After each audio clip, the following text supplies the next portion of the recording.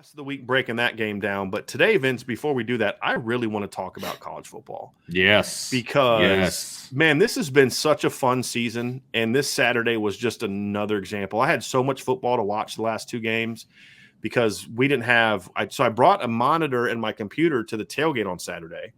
But we couldn't get the internet was – I couldn't even pull up ESPN on my phone to see scores. Yeah. It was really bad. So I watched some games last night. And it was another wild weekend of college football. I want to start with the Clemson Pitt game. Oh, okay. That was – so I predicted 27-16. The final was 27-17. I watched it, and it was even worse for Clemson than it Pitt should have beat them by even more. That's so sad. Pitt missed some opportunities. The Clemson defense actually still played pretty well. One of Pitt's touchdowns was they tried a shovel pass like on the first series of the second half, and DJ threw it right to a defensive lineman. Guy made a great play, picks it, and runs it back for a touchdown. They are hurting, and to me, the reason I want to start with that, Clemson is this is what happens to you, Notre Dame, if you don't think more outside the box with your offense. They got obsessed with highly ranked, big, tall receivers. Where now they got Dabo's kid and some walk-on I never heard of as the slot guys now. Mm-hmm. And they're just not difference makers. They're not Amari Rodgers. They're not Ray McLeod. They're not Davis Scott, right? And their offense is not the same. They don't have backs that can make plays out of the backfield. And what we said before is that Trevor Lawrence and Travis Etienne masked a lot, and mainly Trevor. That's where I was wrong. They miss Travis Etienne every bit as much as they miss Trevor Lawrence because they don't have anyone that can make plays after the ball. Now, they've got these big, tall receivers, but they don't have anybody that can line up and do the other things. And their offensive line is not coached well. And that combination of no playmakers with the ball and a bad line has made a five-star quarterback look benchable. And it's in his head. And that's my fear with when I look at Notre Dame's recruiting, that they got to make sure that they don't go down that same path of big, tall, long receivers that all do the same exact thing. And CJ Williams is going to be your slot guy. Yeah. You know what I mean? So they're a warning for Notre Dame. But, man, how does Tony Elliott go from the golden child to people want him fired? Think about it. Clemson has been in the college football playoff almost every year. 15, 16, 17, 18, 6 years in a row. Yeah. First year out, and people want to fire their offense coordinator. And honestly, I understand it. And this is what we said this summer. Ever since Jeff Scott and Tony Elliott split up, not split up like in a bad, but Jeff Scott got a head coaching job in South Florida, neither of them have been very good. Yeah. Like, as a team, those two guys were tremendous. Individually, they haven't been. And this is why we kept saying Trevor Lawrence masked a lot of problems at Clemson. But Pitt was clearly, for 60 minutes, the best team on that field on Saturday, Vince. I was shocked by what I saw. And as I look at the box score, and this has absolutely nothing to do with the play on the field, where does Clemson get these quarterbacks whose names I can't pronounce? Do you know how to pronounce the other guy that was in? It's actually not that hard from when I listened to it, and assuming that they're saying it right. Saying it right, yeah. There's a lot of letters. Famicon, maybe? Yeah, no, it's not that. Okay. Yeah, and I have to go back and listen to it again, but when they said it on TV, it sounded a lot easier than what it looks like. What it looks like? And I'd have to go look at it again. But, their quarterback situation is a mess, though, and it also a huge shows mess. Why you have to recruit good quarterbacks year after year after year. The fact that DJ Uiagalelei is only hit a 5.1 yard average on his complete. Yeah. He does not look yards. anything like the kid he was last year. He looks tentative.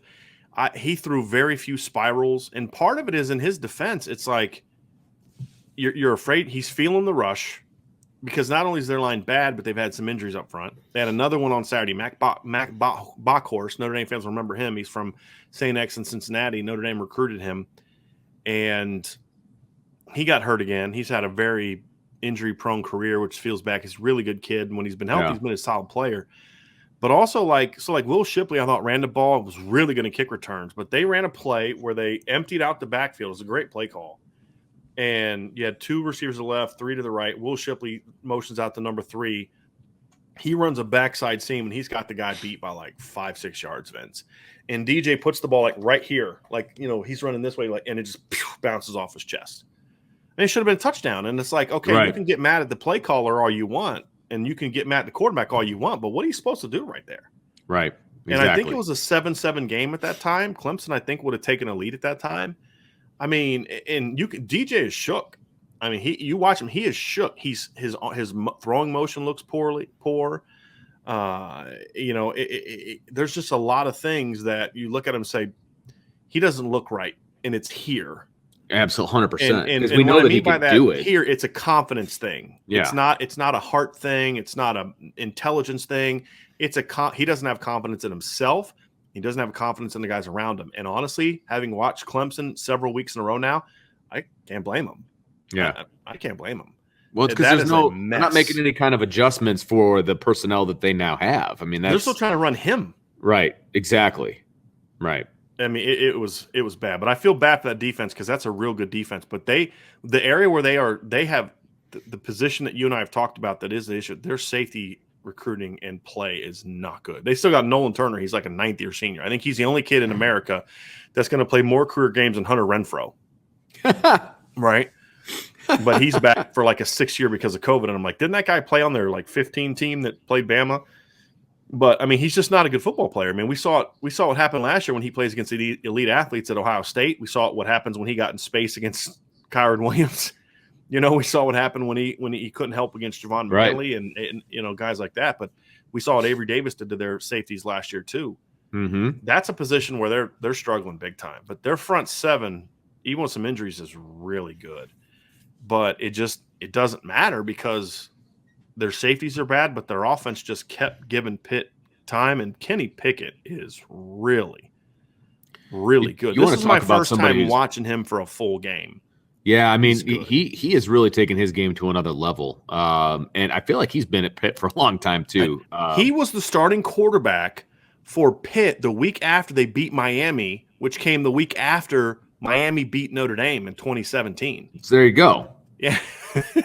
He's been there for a minute. It's 5 seasons, dude. Like 17, 18, 19, 20, 21. Like that's 5 years that he's been around. But and he's played every year. That's the thing that's what makes it so it's not. I mean, a lot of guys are around for 5 years, but they're not around as guys. But he's been the starter, I think, for 5 years. He started late that year. He didn't start that whole season. He started late in the year. He led them to that win against Miami.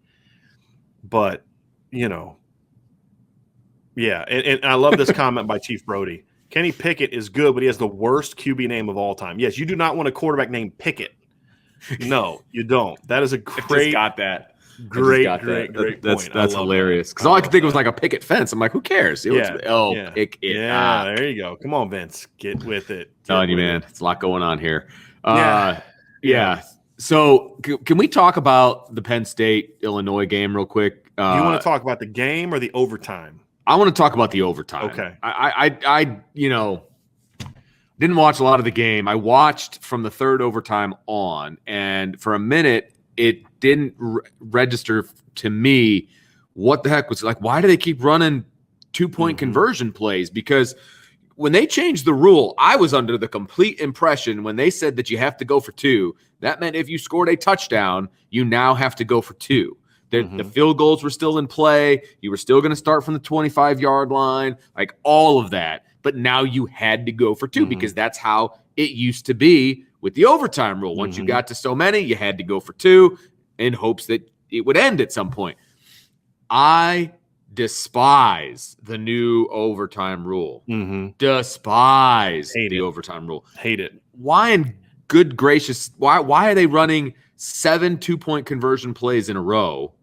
It's so dumb. Why? How is the game being decided by a bunch of 3-yard plays over and over and over and over? I did not like that at all, and I'm shocked that I didn't understand that was what the rule was.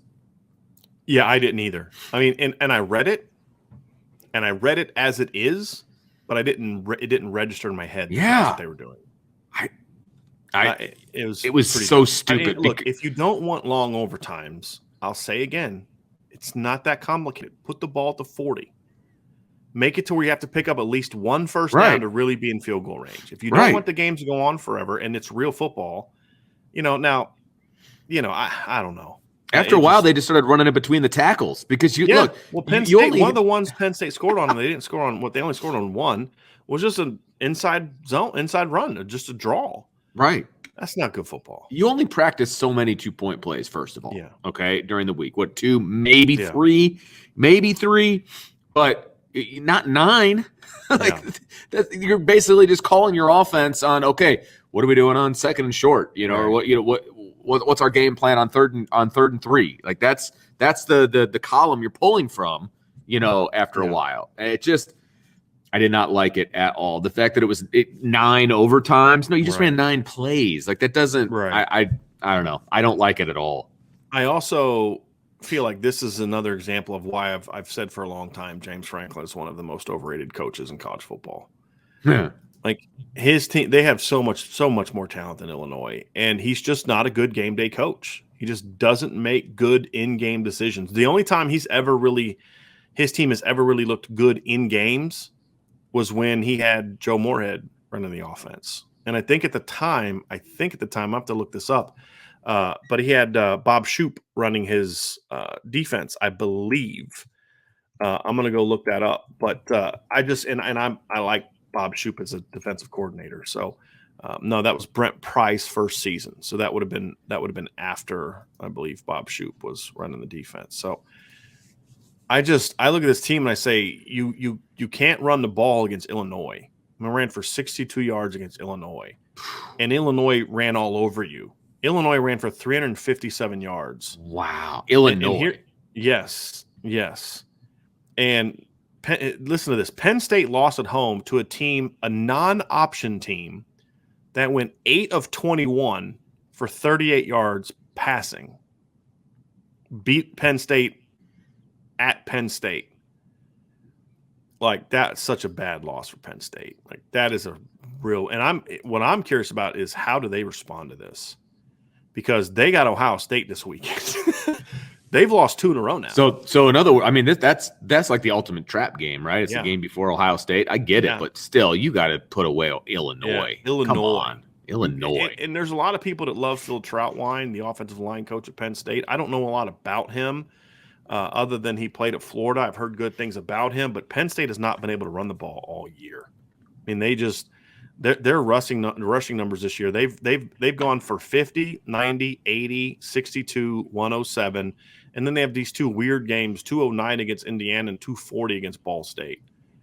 But like they've gone, it's just real strange. Now again, Notre Dame doesn't exactly have a great running team either, but that's kind of my point. I don't want to replace Jeff Quinn, which is what people talk about, with a guy who can't, because he can't run the ball effectively. And like, it was funny. I had a couple people say like, where's all the Jeff Quinn haters now? I'm like, oh, we're still here. No, we're still here. Haters. Like, I like Jeff Quinn, but it's coaching job. I'm like, look, when you're trying to come at me with 170 rushing yards at 4.15 yards per carry in one game, and then 180 the previous game at 4.19 yards per carry, stuff like a "see, you were wrong" moment, you're not proving the point you think you are. Yeah, in fact, the opposite. If that's what you're pumping to, is like they've arrived. But Penn State's been worse. I mean, in some instances, running the ball. I mean, it's because it's pretty bad. Because they ran the ball for 2.1 yards a carry against Illinois. Yeah, 2.1. So like Notre Dame's averaging 2.99 yards per rush. Penn State is averaging 3.5 yards per rush. But the difference is, however, Notre Dame's given up twice as many sacks. And I think that to me is a little bit of a difference to me. If you actually look at the numbers of their top rushers, so like the top 4 rushers for Penn State are at 3.1, 5.1, 3.1, and 4.1. Notre Dame's 4.2, 6.1, 3.2, 3.6. So pretty similar. And I would say that Notre Dame is trending in the right direction because Kyron Williams has had 2 good games in a row where he's ran the ball well. Went for 4.3 against Virginia Tech and 5.5 against USC. So certainly going in the right direction. But yeah, Penn State's a mess. And their schedule, Vince, that I'm really curious to see what Penn State does down the stretch, because they have Ohio State this week. the way Ohio State's playing right now, that game's might not even be close. No, I don't think it will be. Then you look at it, they play at Maryland, which the way they're playing right now, if you couldn't beat Illinois at home, Maryland's not a gimme, and they're not good. And then you've got Michigan at home, and then Rutgers at home, which will be a win, and then you're at Michigan State. Yeah, exactly. Yeah. Yep. So, yeah, there's a lot of potential L's left on. I mean, they were 5-0 and ranked on the top. This is why I say I don't care about what people say. Well, Notre Dame beat the top 10 team in this year, and I'm like, when was that game played? September what? Okay, thank you. Right? What were they ranked in the year? Penn State got all the way up to, I think, number 4. Yeah. And they've now lost 2 games in a row to Iowa and Indiana. Right. And I was willing to give them an asterisk for the Iowa game because their quarterback got hurt and they were up 17-3. But they're going to lose to Ohio State, which I think is going to knock them completely out of the top 25. Yeah, because they're 20 now. Right. They're 20. Yeah. And Ohio State, look, Ryan Day is a smart guy. He smells blood. He knows that Penn State's doing really well on the recruiting trail. We're going to try to embarrass you. Mm-hmm. And then at Maryland, home against Michigan, and at Michigan State left on the schedule. Oh, my goodness. Yeah. It's going to be interesting. Very, very interesting. And a lot of other games this weekend, Vince, that were entertaining and very interesting to me. App State upsetting Coastal Carolina. I enjoyed that one thoroughly. The Oklahoma-Kansas game, that 4th down play by Caleb Williams, talking about just like having just an awareness of a true freshman with game situation awareness on that 4th down. Yeah, that's like as a coach, like, what are you doing? Oh, right. Yes, great job. Right. I mean, he sees his running back going backwards on 4th down. Now, we could debate whether the whistle should have blown or whatever else. I didn't think so. I think it was a good no whistle there. Well, I mean, some people thought it should have been blown. Okay. Right? But all I'm saying is, I understand we can have that debate, but put that aside because the call was what it was. Just the awareness, however, by that quarterback to even try something like that was impressive to me. Really, really impressive to me. Yeah. Yeah. So, honestly, it felt to me like a freshman play. Like that's something like maybe he did in high school or so. You know what I mean? Mm-hmm. Like that's what it felt like to me. But you're right. It was when you really think about it, he knew what the situation was. He understood what needed to happen, and he tried to make something happen. Like I give him credit for it. Right. But that they went down and scored on that too. That takes some real heads up stuff. Yeah. So here's something that's coming down the pike, Vince. It's Brett McMurphy and Pete Thamel are both reporting that Texas Tech head coach Matt Wells is about to get fired. Okay. Texas Tech is 5-3. Whoa. They just lost to Kansas State by a point. They lost to TCU in Texas. They also have a road win over West Virginia, and they beat Kansas, and they beat Houston. They're 5-3. He's in his 3rd year, I believe. Wow. There's got to be there's got to be some reason for it. Yeah, there's got to be more to it than that. Yeah, because no one's saying I'm not seating here. Has anybody in the chat? Have any of you heard why? Was there something that this has to be something happened. This has to be like a Washington State situation, not vaccine related. But they didn't fire Nick Rolovich for football related reasons. They had won like 4 games in a row. They just had beaten Stanford. It was for something else. There has to be more to this than that. And then Joseph Salvatore made a comment. He said, hopefully Penn State does poorly down the stretch and we can snag Singleton. If I'm Notre Dame's coaching staff, especially on offense, there are 4 guys that I am going to be calling like now. I know who they are. Or I know 2 of them, I think. Drew Aller. Yep. Nicholas that was 1. Singleton. Yeah, that was 2. Drew Shelton, the offensive lineman, and Caden Saunders, the wide receiver from Ohio. I am on the phone with all of them. Hey, just hey, look, man, look what we're doing. Penn State just got curbs on Ohio State. You know what I mean? Like your head coach is talking about USC. But how phenomenal would it be if USC hired James Franklin after he just pisses away the 2021 season? It'd be typical USC. This is why I say don't get caught up on who's going to be the next head coach at a place 6 games into the season. Like let's see how the season plays out before we start talking about this. But I don't know. I'm really curious about why you would fire a coach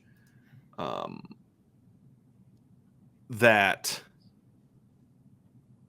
is 5-3, and I believe it's his third year, right? And it's not like they went out and got embarrassed this weekend by Kansas State. They lost by a point. I mean, there has to be something more to this than just that, right? I mean, he's in his third year. He went 4-8 and 4-6. Last year they went 4-6. They were a competitive 4-6. You know, when you look at COVID and everything, they lost to Texas in overtime. They lost 6 points. They lost by 6 at number 23 Oklahoma State. So there has to be something more to this. Agreed. There has to be something more than this. Tool workers saying he didn't get along with the AD. There's a lot of ADs. There's a lot of bad ADs in the country right now. I mean, I don't care if you don't get along or not. You're 5-3. You don't fire a guy in the middle of the season because you don't like him. Yeah, agreed. Unless he did something. Now again, it could be a situation where, like, you know, the AD came in and said, you're going to do this. And he said, F you, and I'm not doing that, right? And AD may have come in and said, you need to fire your offensive coordinator or your defensive coordinator. It wouldn't be that, because what I read is Sonny Cumbie, the OC, is going to become the interim head coach. You know, maybe he said, hey, you need to do this, you need to do that. He said, no, I'm not doing it. Well, I mean, I still don't think you should fire him right in the middle of the season, but, I mean, you defy your boss. That's – yeah, exactly. If Brian Kelly walked into Tommy Reese's office and said, hey, I want you to start this guy, this guy, and this guy, and Brian Kelly said, no, I'm not doing it. Well, that's cause. I'm your boss. I'm telling you to do this. You're not doing it. That's cause. I mean, exactly. You got to go. Maybe there's something like that, but it's not. It can't be about their what they're doing on the field. Can't be. Gotcha. Well, Brian, it's about that time for me. Yeah. I think you're probably going to keep going a little bit. Yes, I'm going to go try and answer some questions and just cool. Kind of get some people's thoughts on some things before I get going here. Awesome. We're not going to be here too much longer, but awesome. Well, everybody, I hope everybody has a wonderful rest of their Monday. I'll be back tomorrow for the stacking up, and I will talk to you later. Enjoy Brian the rest of the way. Tommy Guns has a we'll talk into this here, but Tommy talks about what's his background, potentially hireable. He was the head coach at Utah State for a couple years. Matt Wells did well there. Went 9-5, 10-4, 6-7, 3-9, 6-7. Then went 10-2 in 2018 with Jordan Love at quarterback. Before that, he was the offensive coordinator at Utah State for 2012. Was at New Mexico, Louisville, places like that. I don't know enough about him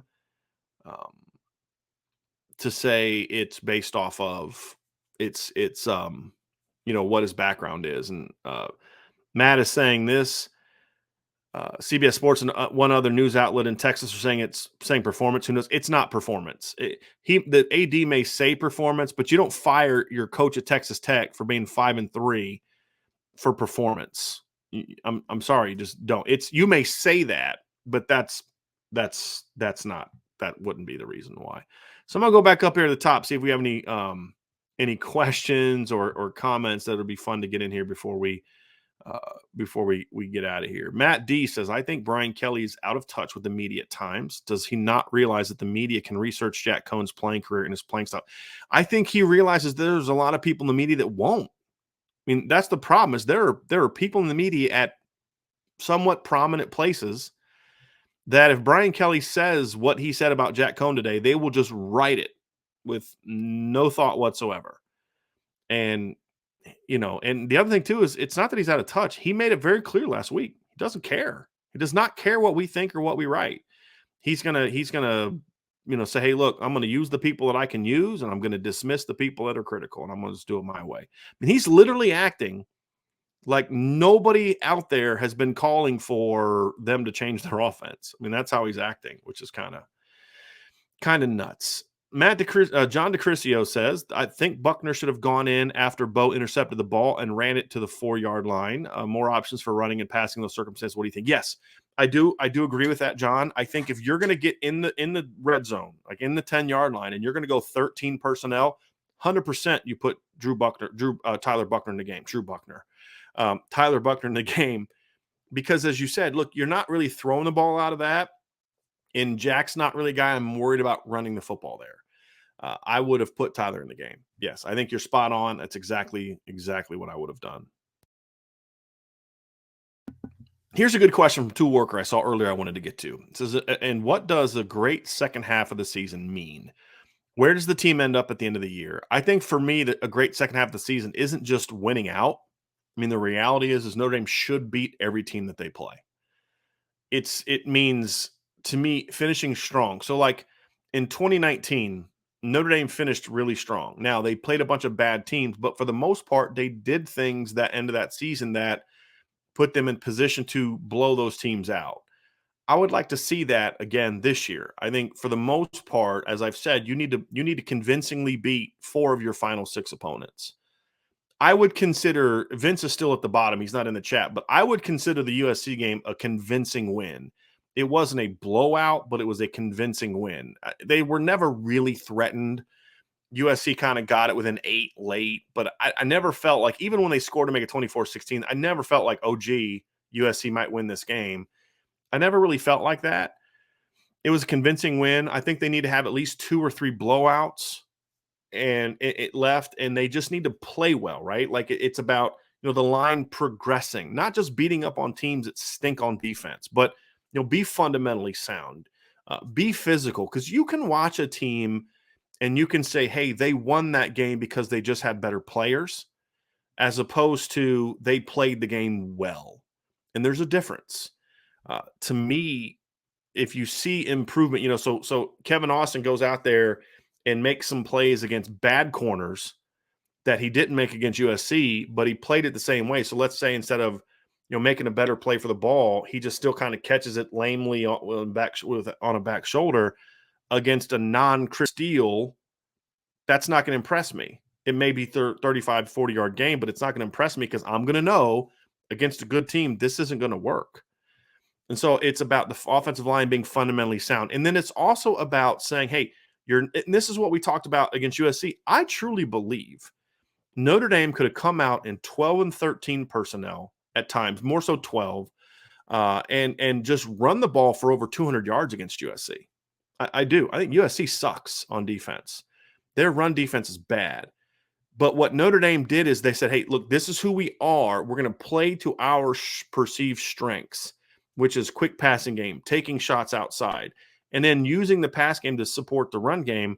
That, to me, even though they didn't run as much as they could have if they committed to the run, it was a better performance because it's building for future success. So I think, to me, to Worker, that's what I look at and say, hey, look, it's not just about the defense making stops, the offense scoring points and winning games. It's about, are you winning games to a level to where you are playing to your potential? And this is something I think Nick Saban has been masterful at. When you talk about the process, Nick Saban always talks about the process. And the process is what that means is, yes, winning and losing matters. But winning isn't the only goal. It's about how do you win? Because Nick Saban has always understood all but maybe 1 or 2 teams on his schedule, they can just beat by showing up for the most part. And just kind of playing okay, playing good football. They're going to beat 10 of the 12 teams on their schedule. But it's about playing well within those games to say, hey, we are getting to the point where we're close to maximizing our potential as a football team. So you look at Notre Dame and say, well, look, they're 6-1, right? They beat all these teams, but they shouldn't have beat Florida State by 3. They shouldn't have beat Toledo by 3. They shouldn't have beat other teams by 3. And everybody has that game every now and then, but Notre Dame was kind of having it every week where they were just out talenting people. They weren't out coaching people, things like that. So to me, that's what I'm looking for, is where you feel like, boy, this team, they're getting the most out of this talent. And sometimes that's going to be a 10-point win. Sometimes that's going to be a 40-point win. But whatever the case may be, it's about evaluating the process much more so than the result, meaning the result can't just be about winning. It's about winning in a way that you're moving forward as a program. That's how I look at it. So very, very, very good question. Get through a couple more here. And I popped this up earlier, but this is great from Nate Wallace. My response to Brian Kelly's new offensive strategy: don't threaten me with a good time. I really like that. Really like that. That was good. Corey D says, I'm delighted at the progress improvement of the offensive line. That said, does Kelly decide not to make coaching changes as a result? I think we need to let the season play out, but this has kind of been my concern. And we talked about this last week. You cannot play well and still beat up the teams that are left on your schedule for the most part. And that's That's the concern for me when I look at this team. Is we said this last week. There's nothing but bad defenses left on the schedule. Nothing but bad defenses, and you could beat them up and not play great. And we kind of saw that on Saturday. He ran for 170 yards, but didn't necessarily play great. Played okay, better, but not where you need to be yet. So that's a concern. Anthony L with a $10 super chat. Thank you very, very much for that, Anthony. And he says, if Georgia beats Bama, whether they deserve it, Notre Dame has a chance to be in the top 4 if they run the table impressively. 1, Georgia. 2, Big Ten champ. 3, Cincinnati. 4, Oklahoma. 5, Notre Dame. If OU stumbles, and I think, Anthony, there was a rest to your comment when you bring that up. I think it was going to be if OU stumbles, Notre Dame could be in there, and he's absolutely right. Whether you like it or not, whether you think Notre Dame's deserving or not, I think the problem – so, like, I'm not necessarily looking to have the playoff conversation because Notre Dame's got a long way to go. There's a lot they need to improve upon, in my opinion. What I will say, however, is it doesn't mean that they that in the context that they're not a playoff caliber team, because they are. And what I mean by that is you can say, well, Notre Dame's not a playoff caliber team. Okay, well, who is? Name me 5, 6 teams that are clearly better than what Notre Dame has been this year. And I don't think you can. I think where I would disagree with Anthony is I think more would have to happen than just that, because, the Big Ten champ, you talk about Ohio State, but Oregon's still a one-loss team with a win over Ohio State. So let's say Ohio State goes out and runs the table, which right now it's looking like they're going to do. Of course, they could stub their toe. But let's say that they go out and do that. I'd still say Oregon should be ranked ahead of Notre Dame, because Oregon's going to have a win, again, assuming they're 12-1, for 2 reasons. Number one, Oregon's going to have a better win than anything Notre Dame has by a mile. Number 2, I think their loss, and people say, well, they have a better loss. I don't care about better losses. And I don't think the committee cares about better losses unless things are really, really close. And I don't think things are close with Notre Dame, because the bigger win is far more important than the bigger loss. And they're going to have some wins over a team or two that are going to be ranked, where Notre Dame could end up going 11-1 and not beat a single team that finishes in the top 25. That's very possible. And I would imagine at this point in time is pretty likely, especially with Purdue losing this weekend. So to me, Oregon, if they win out, also gets credit, because I think their loss is going to have an asterisk. And what I mean by that is the committee looks at circumstances of losses. Is your quarterback out? And I think Joe Moorhead getting sick and needing an emergency surgery and missing the Stanford game, a game that they lost on the road in overtime, they're going to look at that and say, I think Oregon probably wins that if they don't have this circumstance that doesn't define who they've been the other 12 games, right?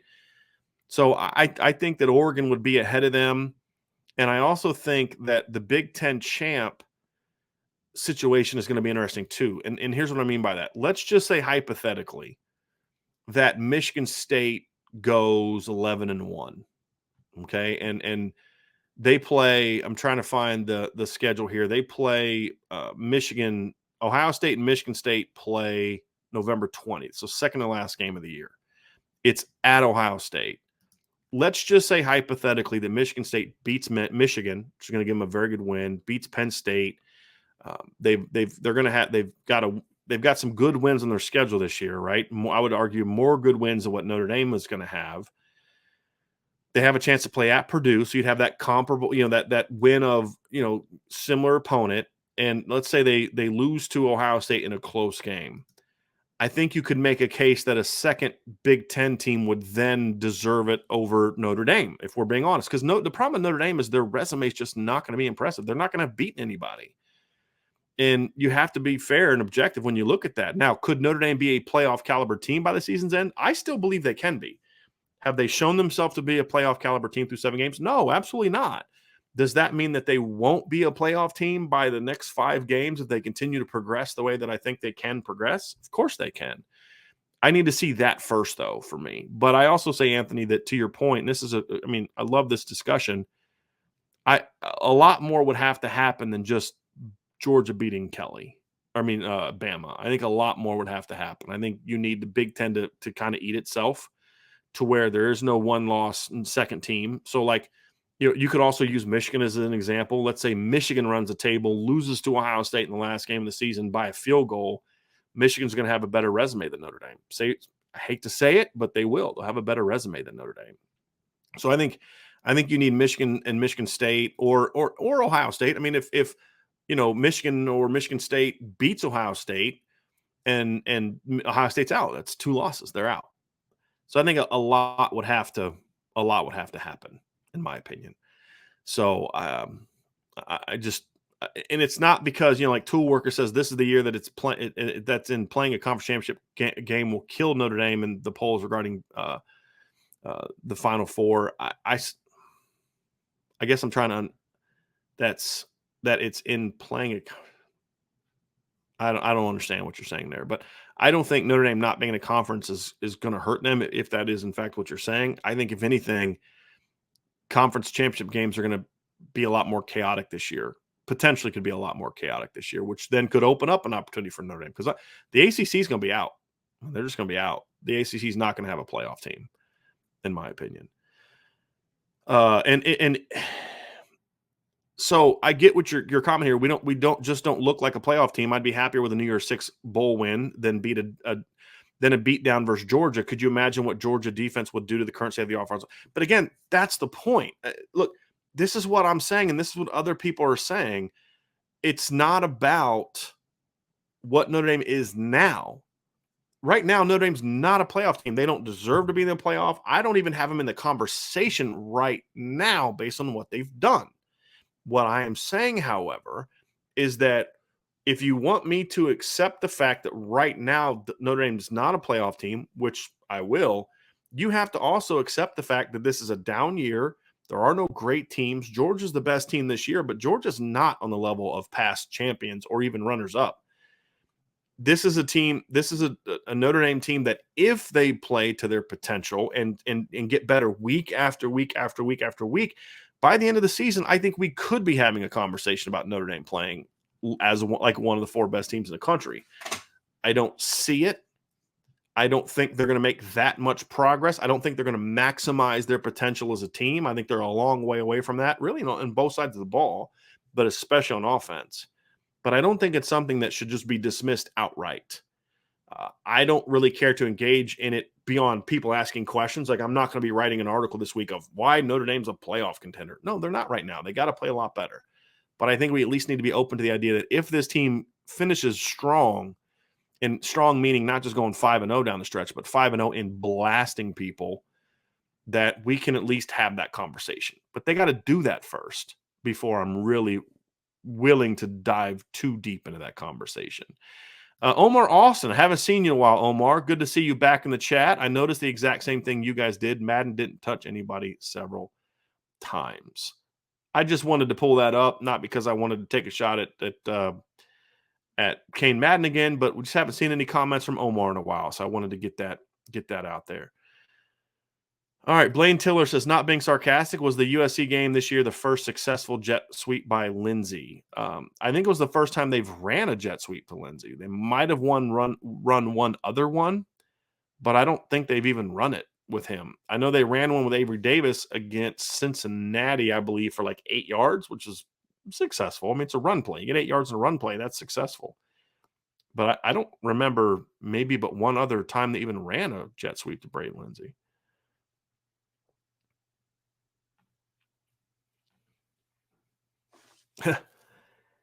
All right, let's get down here.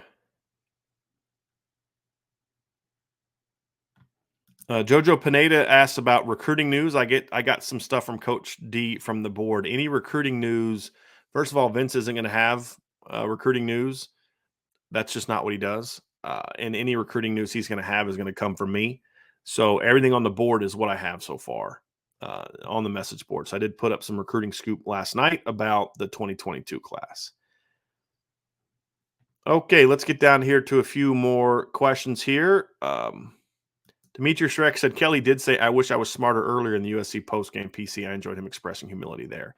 Number one, I did not hear him say that. Number two, if I know Brian Kelly at all, I would be willing to bet you that was a little bit of sarcasm or a shot as opposed to him being humble.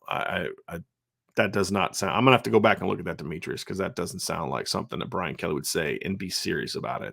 He would not give any other people the pleasure. Joel Easton expressing my sentiments. Please go to USC, James Franklin. Yes, agree. Nate Wallace, I agree with this, and here's why I believe this. People have said that I'm wrong on this, and it's fair. I get it. Said James Franklin as the next USC head coach actually sounds like a good thing for Notre Dame, and here's why I say it is a good thing, because I think he would do a lot at USC like he's done at Penn State. They'd be really have some good teams, 10, 11 win teams, 9 win teams. And he'd recruit well because he's a good recruiter. He's a good salesman. And so they'd be good enough. It'd be kind of like how they were in the late 80s and early 90s, where they're good enough to when you beat them, it's a big win, but they're not good enough to actually be able to beat you when you're a good team. That's kind of how I feel about James Franklin at USC. I think it would be good for Notre Dame. And say, well, he'd beat Notre Dame for some California kids. Notre Dame's always going to have success in California. I don't care how good USC is. Notre Dame got kids out of California during the Pete Carroll era, like big time recruits during the Pete Carroll era. They're going to get there.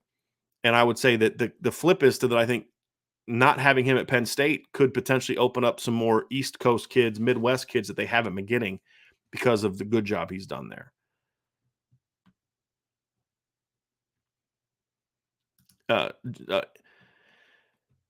I don't know how to say your name. Could you please tell me at the bottom how to say this? I don't even want to try to butcher it. It says Georgia still looks like the best team in the nation. I think Georgia clearly is the best team in the nation. I would never say that.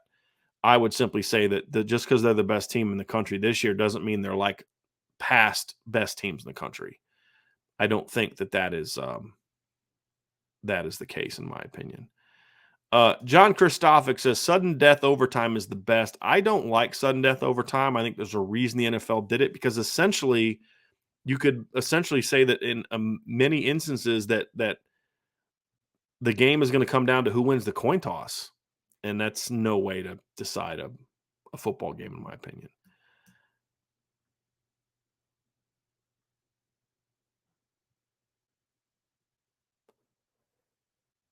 Demetrius Rex says, I think he was saying Jarrett Patterson is playing freer, faster, and more physical, not Kane, in reference to the line finding its feet.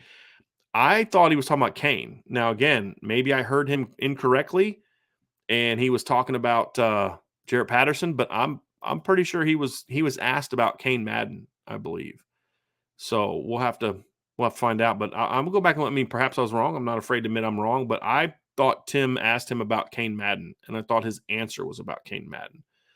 But I'll go back and look at it again, Demetrius, just to make sure. Because if I'm wrong, if I'm going to criticize him for what he says, then I want to at least be accurate with it. And if he's talking about Jarrett Patterson, he'd be correct. So we shall see.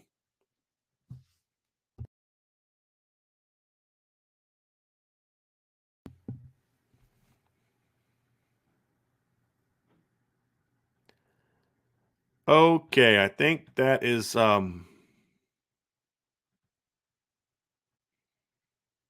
get down to here a few more here. Anthony, I'm sorry about this. Anthony said I got excited for a minute. I'm back to level ground. I just think right now, Anthony, and I'm not trying to like rain on your parade or anything, because what I would say is I just feel like I just want to focus on Notre Dame building right now, and we can have the playoff conversation if they keep building. But right now, I mean, the reality is based on their resume versus resumes of other teams. Notre Dame's not in the top 7 or 8 right now. Shouldn't be in the top 7 or 8 right now. I just want to see them prove that they belong there before we start spending a lot of time of should they be there, how will they perform if they get there, those kind of things. That's all I'm saying. I'm just want to try to focus more on what they need to do, in my opinion, before I get there. And then there's a question, what if Wake Forest goes undefeated? Do they not get in?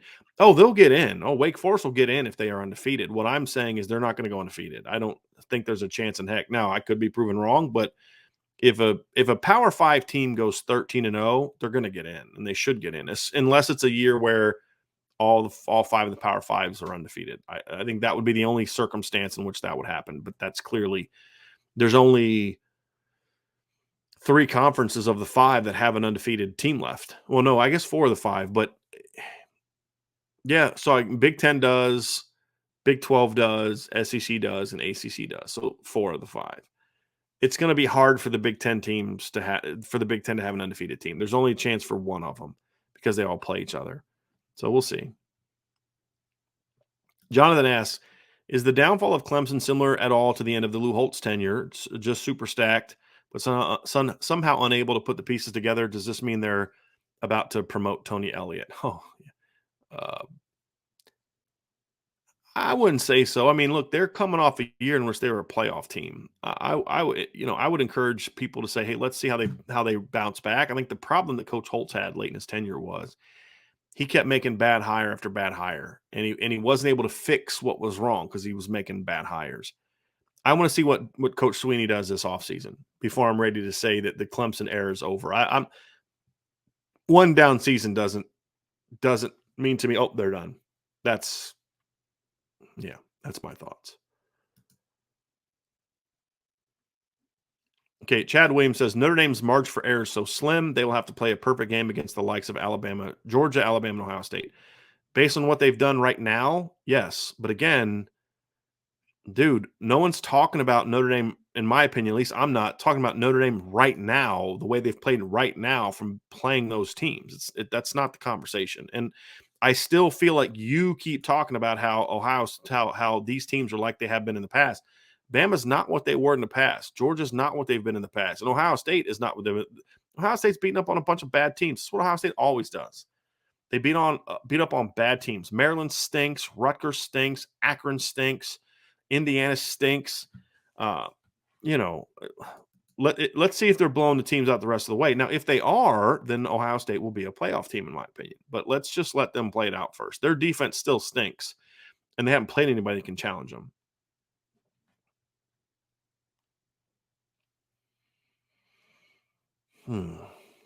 And so he says, Ohio State is murdering people right now. They also have fixed a lot of their defensive issues. Have they really? How do you know that? Who have they played that's any good on offense? They haven't played anybody that's good on offense. Indiana scored 7 points against them, right? Indiana stinks, right? Indiana scored 15 points against Michigan State and 0 against Penn State. Indiana's offense stinks. They scored 6 against Iowa. They haven't played a good offense yet. Now, maybe they have fixed those problems, Chad, and I'm not saying they haven't. I'm just saying I don't think we know. It's kind of like if Notre Dame goes out the rest of the way and all of a sudden scores 35 to 38 points a game the rest of the way, or 42 points a game the rest of the way, does that necessarily mean that the offense has gotten better and they fixed all their issues? Or would you say that maybe it's because they're playing a bunch of terrible defenses? I think knowing the way you think, because you try to be objective and not like, everything is awesome kind of thing, you'd say you'd probably be more, because you don't like Jack Cohn, you don't like the offensive line. One of those I understand. You'd probably say, well, they played bad defenses. You have said that. You said that about USC. So why is that not also true for Ohio State? They're destroying bad teams, and now offensively Ohio State's playing great, but the defense is the one I'm not sold on at this point in time.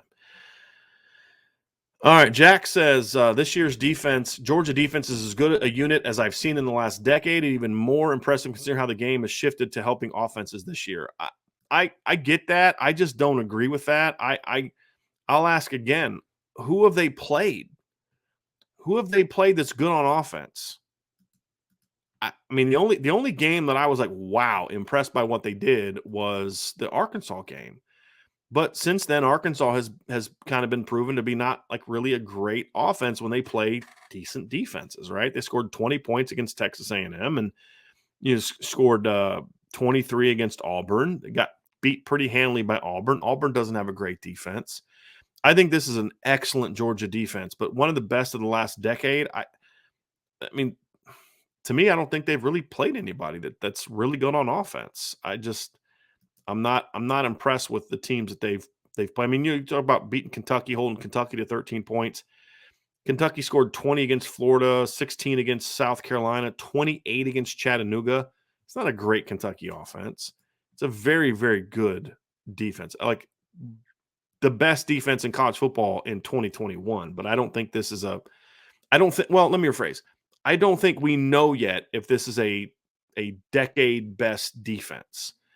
I think you have to really be pressured to know that, and I don't think they've been stressed at all uh, by teams, and that's what I'm kind of looking forward to seeing how the rest of the stretch goes. Because here's the thing, Jack, to your point, in a month from now, I could be singing a different tune because they play Florida this weekend. Florida's not a good team, but at least they can score.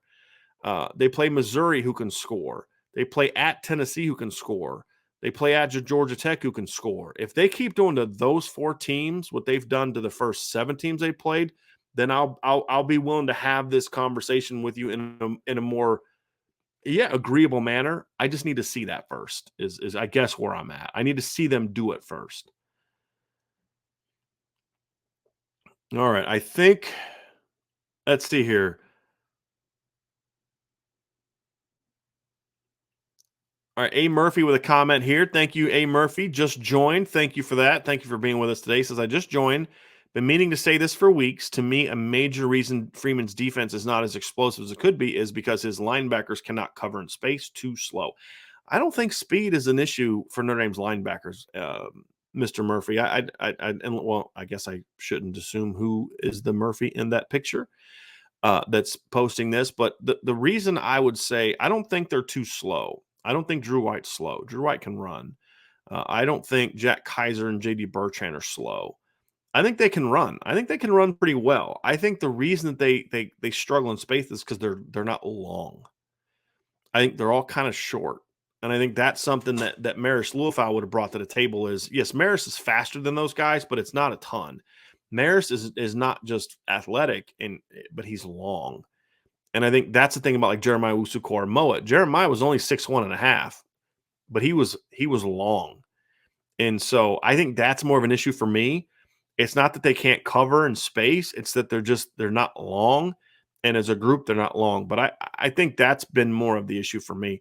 I think the biggest reason they haven't been as explosive is because I think they've been forced into some situations because of the secondary, to where they've had to be less aggressive and they can't turn the front loose. I also think part of it is because I don't think Coach Freeman is necessarily completely bought into who this team needs to be. And he's still trying to build a little bit for the future with 3 down fronts and things like that. Because the 3 down front, when you've got, guys like Tyson Ford and Aiden Barrett ends and players like that as your ends and longer 6'6" type of guys, maybe you can get away with that a little bit more. But I would like to see them be more aggressive. I think, if anything, to your point, is if you have linebackers aren't good in space, you should even be more aggressive.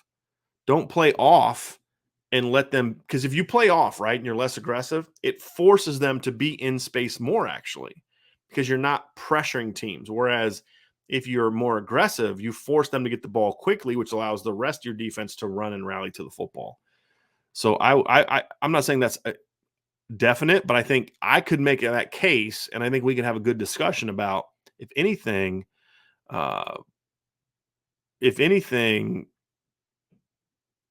I think you can make a case of the opposite. Anthony L says, preseason BD, you were all about freshmen getting playing time. How do you grade the freshman usage mid-season? So I don't, honestly, and some of you aren't going to like this, but I'm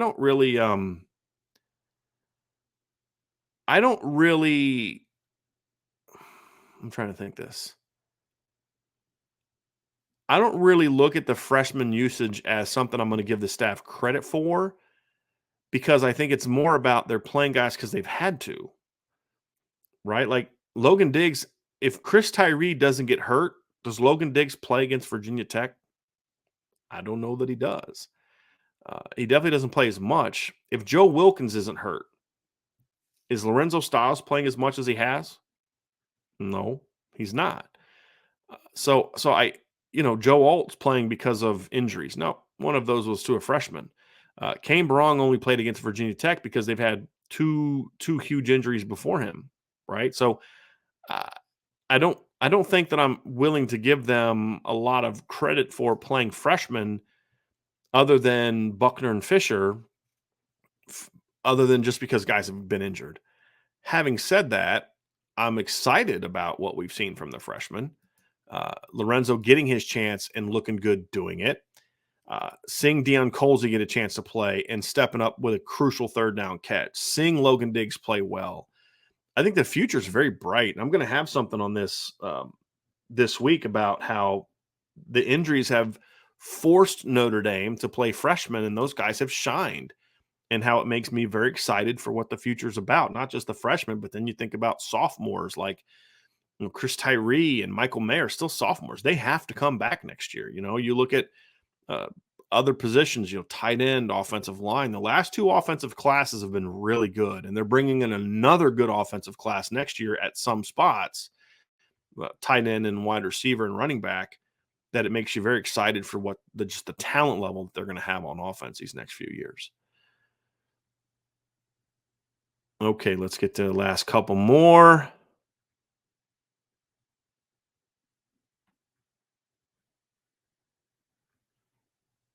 Let's get down here.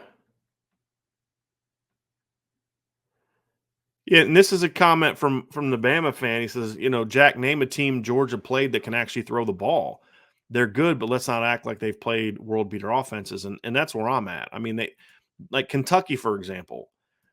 I really like what I'm seeing from Kentucky this year. They're a fun storyline, but Kentucky was beating teams and throwing for less than 100 yards a game. I mean, you look at LSU, they beat LSU 42-21. They threw 17 passes, completed 14 of them for 145 yards. They beat Florida 20-13. Their quarterback went 7 of 17 for 87 yards. Threw for 102 yards in a 16-10 win over South Carolina. Went 10 of 18 for 179 yards in a win over Missouri. They were winning because they were a one-dimensional, really good rushing team. You aren't going to beat a team like Georgia being one-dimensional. So to me, that's where I look at it, and I say, hey, look, let me see them play a really good offense, and if they can do then what they've done before, whether it's if they hold Florida to 10 or 13 points and hold Tennessee to fewer than 20 points, I'm like, hey, it's a great defense. But I don't think we know the answer to that yet, and that's really where I'm coming from. Blaine Tiller says, does Georgia get left out if they lose the conference championship game? Oklahoma goes undefeated, Cincinnati goes undefeated, and Ohio State wins out. I think it would depend on the score of that game. I think there's a chance they could get left out, but I think that their resume is going to be good enough that if, let's say, Bama beats them by a field goal or a touchdown late, that they'd still have a shot to get in.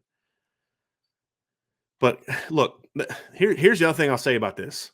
We haven't even had the first playoff release yet. Teams are 7-8 games in. As crazy as this season has been, let's wait a couple weeks before we start talking about circumstances, because a lot of these teams are going to get knocked out over these next couple weeks, and it'll completely change where we're at on that.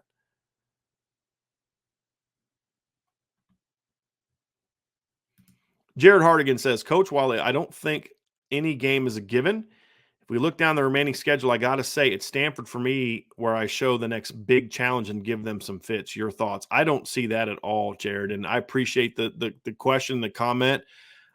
I don't think Stanford's any good. I don't. I mean, they're 3-4 right now. They just lost back-to-back games to Washington State and Arizona State. Their offense was abysmal against Arizona State. They got beat convincingly by UCLA. They got spanked by Kansas State. They beat a bad USC team that fired their coach the next day. They beat a bad Vanderbilt team by 18. And their win over Oregon, I just can't give them a lot of credit for it because of the circumstance. Now, again, kids showed up and played, and all that's great. But, a team – I mean, imagine if, like, the Friday before Notre Dame's about to play, let's say this Friday before they play North Carolina, right before the game, Marcus Freeman gets sick and has to be rushed to the hospital, and he can't cover the game. We'd be looking at whatever happened that next day through the lens of, but what happens if Marcus Freeman is there? Should Notre Dame lose? And so that's kind of where I'm coming from, right? So I'm not impressed with Stanford. They don't run the ball well. Their quarterback can throw it really well. The problem in a matchup against Notre Dame, because I really like Tanner McKee, his arm. He's really strong arm. Last couple games, he's put up some good numbers. I think 2 of his picks against Arizona State were they were behind. He had to kind of force some balls, and they got picked off. Jack Jones made some great plays on him too, on those picks. But, he's done some good things throwing the ball. The problem is he's pretty stiff, and he's not real mobile. And against the Notre Dame pass rush, that's a bad recipe. And the other thing too is the Stanford defense is pretty bad. It's not a good defense. They're giving up 28 points a game, and I don't think they've played a lot of great teams this year on offense. So Stanford's defense, they've given up in 7 games this year. They've given up over 200 rushing yards 5 times already. They're not a good team. I think matchup wise, because their quarterbacks are mobile, they don't scare me as much as others. Chad Williams following up, Brian, what makes you think Notre Dame can play with Bama, Ohio State, and Georgia? There's always ifs when you're with your crystal ball predictions. I look at numbers and watch every game. Again, Chad, it's like I feel like you're trying to be argumentative and you're not listening to what I'm saying. Here's what I'm telling you. Right now, I'm not advocating that Notre Dame is that team. I've said this 1,000 times. Right now, Notre Dame is not a playoff team. I even said in my comments, they're not even top 7 or 8 for me. Okay, so I don't understand why you're refusing to hear this. I said if Notre Dame gets to the potential they are as a football team, yes, I do believe they can play with those teams. They can't right now. I've never said they could right now. Okay, so hear what I'm saying. You're trying to put words in my mouth, or you're not comprehending what I'm saying, and I don't mean that in a disrespectful manner. What I'm saying is like I think you're hearing something that's not there. What I'm saying is right now, Notre Dame's not a playoff team. I've literally said that at least a dozen times in this show. What I am saying, however, is that I believe when I look at the talent of this football team, when I look at the players they have, the talent they have, that if Notre Dame were to make the right decisions as a coaching staff, play to their potential as a football team, that yes, I do believe Notre Dame can play with those teams. Do I think they'd go 3-0 against those teams? I'm not saying that, but they can play with those teams. None of those teams are as good as what Bama was last year. None of those teams are as good as what LSU was in 2019 or Clemson was in 2018.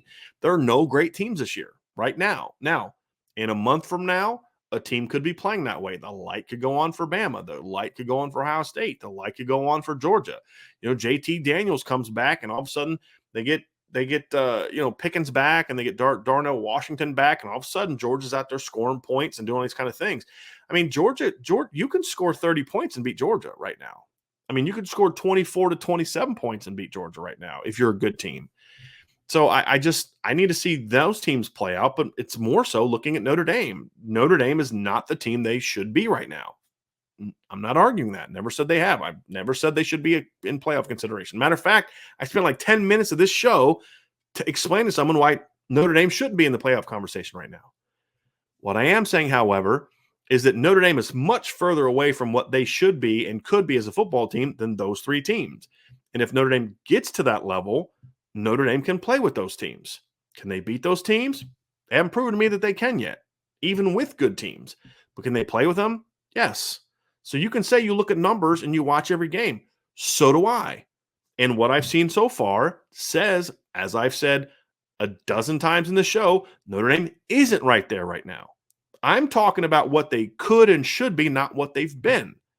So I don't understand why that's not a pretty easy thing to grasp at this point in time.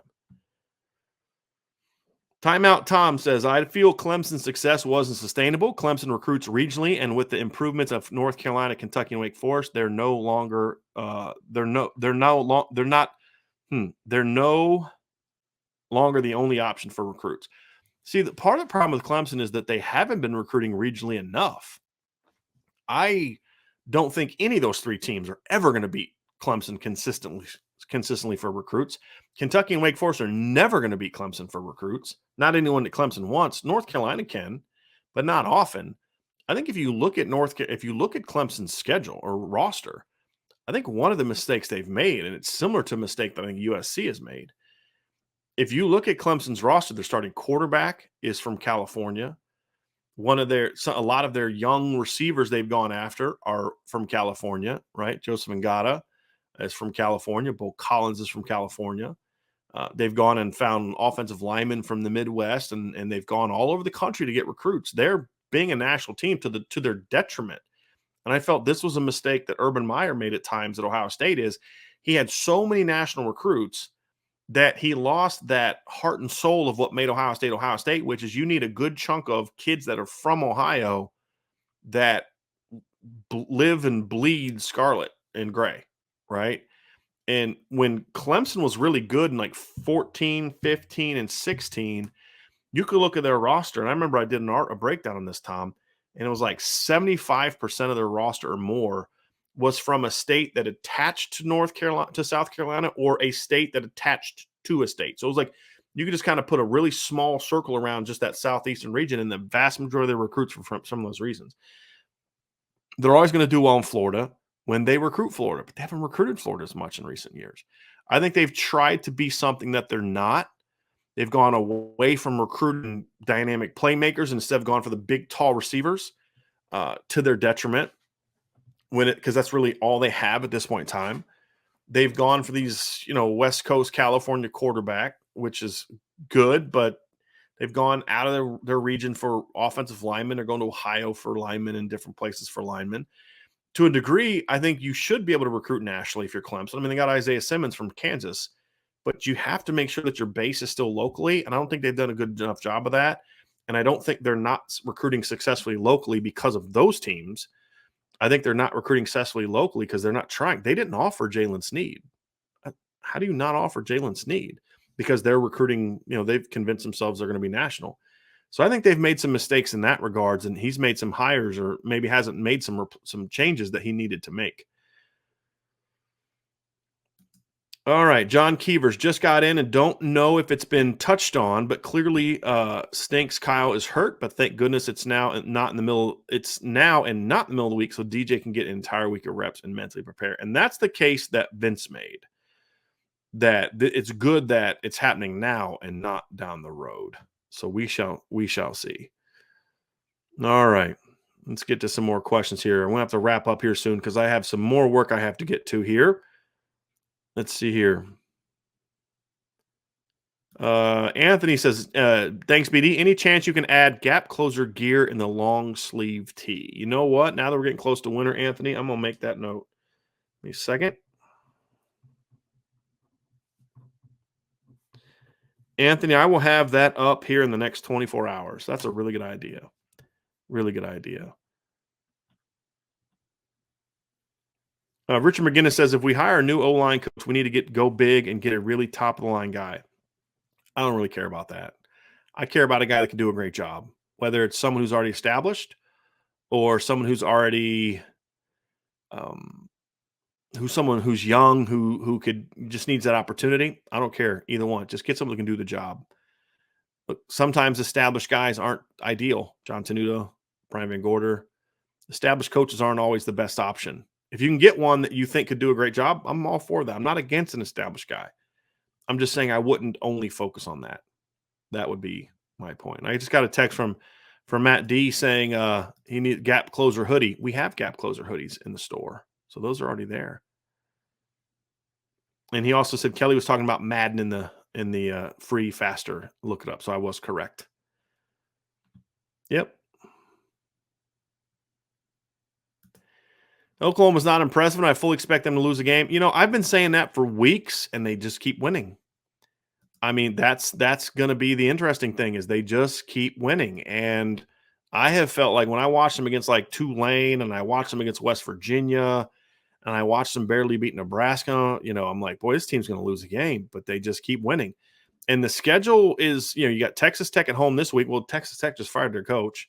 You play at Baylor. That'll be a tough one. Home against Iowa State. They're playing better. And then at Oklahoma State. So they could definitely lose a game, and then they'll have a rematch against somebody in the Big 12 title game. But yeah, I've been kind of saying the same thing you have all year. It's like, oh, they're going to lose a game, but they just keep winning. They just keep winning.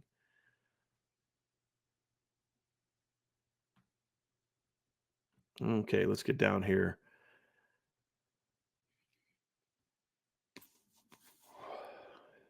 Robert K says even the first playoff ranking is meaningless. Only the last matters. Yeah, that's I don't like that take because the reality is that's only true from the standpoint of it's the only one that actually determines. But look, don't kid yourself that where you're positioned in the first one doesn't matter.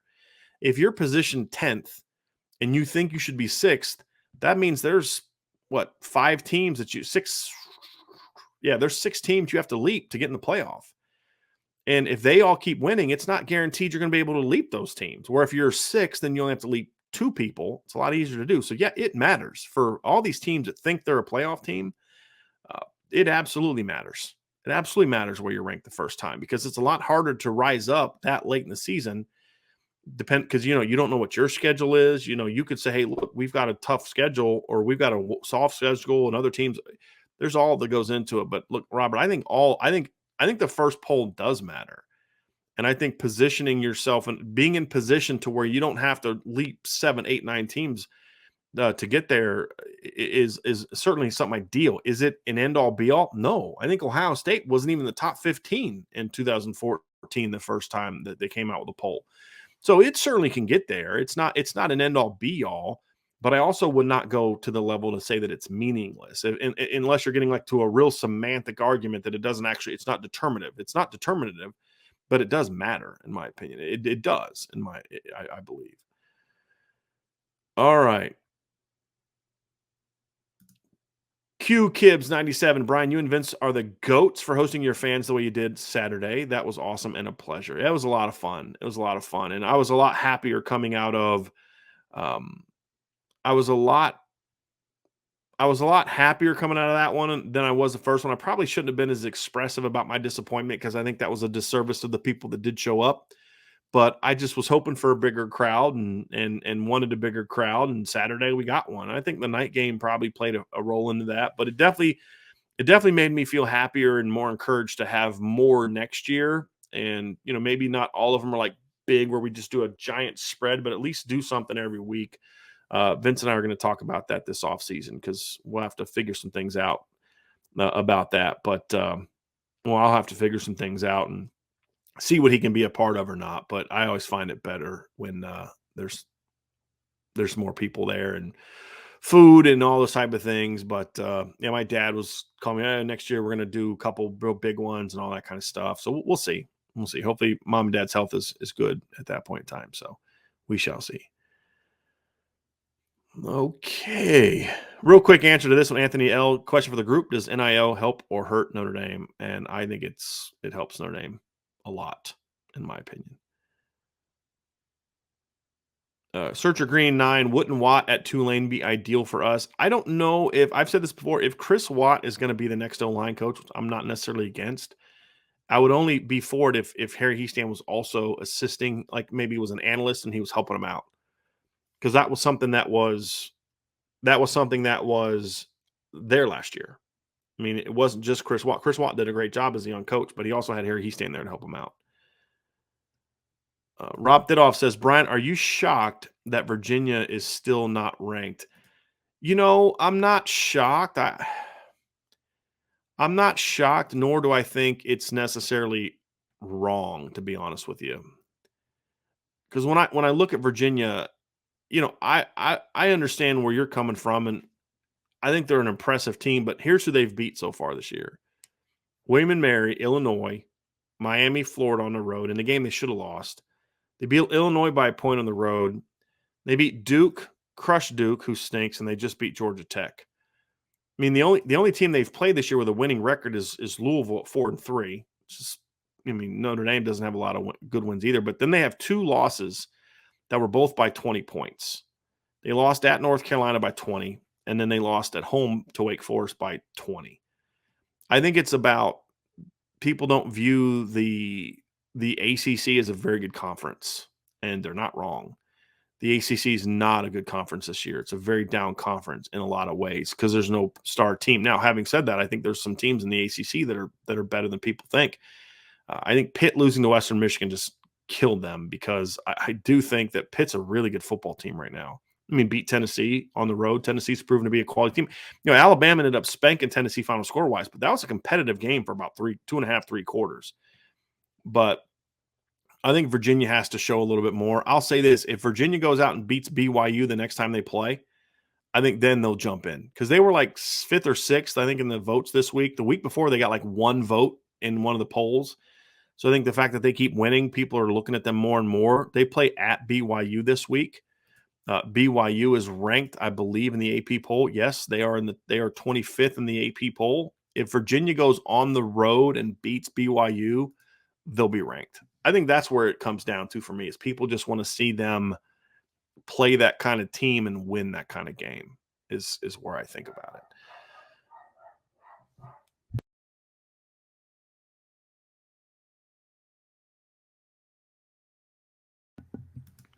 Chet says, Brian, who's the O-line coach in Northern Iowa? Their numbers are great over the last 5 years and put a few players in the NFL. I had one guy that was drafted relatively high recently. To answer your question, I have no clue who that is. And Chad says, I need to look into that guy. I like what they're doing. And here's my whole thing, Chad. That's why I don't think it should just be like, you got to get Bill Bedenbaugh, or you got to get, this name guy or that name guy. I mean, there's good coaches all over the place. Some of them are at Oklahoma, some are at Northern Iowa. It's about finding a guy that's going to be a great fit, a guy that can coach his butt off, and a guy that can recruit at Notre Dame. And I don't care where he comes from. He just needs to do a great job there. And I don't think it's like 3 guys that you can only hire these guys. And that's why I've been real hesitant to put names out, because if I put 4 names out, for example, they need to hire this guy, this guy, this guy, or this guy. Number one, 3 of those guys may not even be interested. And so then I start talking about this guy, that guy, and the other guy, and none of those guys are interested. And now whoever they go hire and say, well, it's a disappointment to some people who value my opinion. I don't know how many people those are, but I don't want to turn anybody off of a good coach because I didn't mention him in my first list. And so that to me is kind of where I come from on this subject. Is there's good coaches out there. There are good coaches out there at every level. I'm a believer that if you've got the chops, you got the chops, right? And sometimes you've got guys that have been around the game a long time who at this point in time in their careers just don't have it anymore. And then there's some young guys that don't have the reputation that I would take over a name coach any day of the week. And that's, to me, is find a guy that could do a great job. And whether he's a guy from Northern Iowa or a guy from Iowa or a guy from Oklahoma or from Alabama, I don't really care. Just find a guy that can do a good job and make sure that the supporting cast around him is good. That would be the key for me. And I'm not opposed to doing the 2 offensive line coach thing, which some people do. They'll go tight ends, tackles, and then guard center. You have to make sure that the 2 people can really mesh well. I think it's very important. You got to get people that will work well together. And then you have to have a receivers coach who can also be involved in the tight ends of teaching them route running and things like that. But I think that's where I'm at. Tommy Guns asked about Mike Tomlin in USC. Honestly, I don't know how good of a job he do. Has he coached college football before? He's been in the NFL a long time. I mean, I think he'd probably recruit well, but I don't know how he'd coach at USC because the NFL is such a different animal. So I honestly, Tommy, I don't know. I don't know the answer to that. I really don't. So, all right. Anthony L says, the more you can let us know in advance which games IB will host tailgate next season would be helpful for attendance. I'm from Chicago, and we plan on our games months in advance. Well, I did this year, in my defense, I did start talking about this in like July, that we were going to do Purdue and USC. Maybe next year with the board and some other things, we'll be able to do it better. But yeah, we'll try to do it as early as possible. We really didn't even start thinking about doing it till the summer. And then as soon as we did, I think July is when we started talking about it. But we'll kind of see. So I think that is it. But I appreciate, and I hope to see you. I hope to meet you one of these times, Anthony. I'd appreciate that very much. So, all right, that's going to do it. See, Chad, we're good now. We're good now. I'm all about it. So yeah, we're talking about the O-line thing. You have to make sure you got people that can work together, and also you need to get the right people. So, and that doesn't always mean it's a big name guy. So that's going to do it. So I stayed a little extra because there's a lot of good comments and questions, and I wanted to engage with you guys. We haven't done a lot of that lately. Just kind of the mailbag. I kind of miss just interacting and mixing it up and doing some of that stuff with y'all. So I wanted to take a chance today to do that, and it's been a lot of fun. Hope you enjoyed it as much as I did. Hit the like button, subscribe button, notification bell, sign up for the message boards at irishbreakdown.com. If you have not already done so, check out our Irish Breakdown store. We've got a lot of new gear there. Somebody bought a flag today for their gym. We've got a blanket that looks like the towel. It looks like that. But it's like a blanket. I bought it for my mom and my wife. They loved it. They said I should sell it. And they're there. And then so Blaine Tiller says, thanks, BD. Miss you on the old boards. Then come to the new board. And you can see the link below, Blaine, at boards.irishbreakdown.com. It's the board that I started, and we are going to talk ball there. And so you can still engage with me on the board. So come on over, buddy. And it's $4.99 a month or $49.99 a year. Or if you really, really want to support us, you can join the Booster Club, which also gets you access. So definitely check that out. Boards.irishbreakdown.com. Love to see you over there. So if you miss me over there, then come join me over here because I'm there to be engaged with. So and we got a late super chat from you. And I really wish you'd tell me how to pronounce your name because I want to make sure I get that right. Because I just don't. There's so many different ways I could take that name that I'm not sure that I would butcher it. And so I hope that one of these days you'll explain that to me. Anthony L, take care of y'all. Thanks, BD. Wake up the echo. So yes. And Noel, as Nolan says, Bryan is very active on the boards. Absolutely. He said Ed is fine. Okay, perfect. Ed, perfect. That will make it very, very much easier for me because I don't want to butcher your name, but Ed definitely works. So, Ed, thank you very much. Thank you, everybody else that gave super chats. Thank everybody that had asked questions, engaged. Today was a lot of fun. I needed this. Hopefully, you enjoyed it too. Have a great rest of your day, and we will talk to you again tomorrow at 12:30 Eastern. We're going to break down the matchup between the Notre Dame offense and the North Carolina defense. Wednesday will be the reverse, the Notre Dame defense against Carolina offense. Thursday, analysis and game predictions, and Friday, mailbag is back. So everybody have a great week or great day. We'll talk to you again tomorrow. And, yeah, let's get after it. So ready for a big week. Talk to you soon.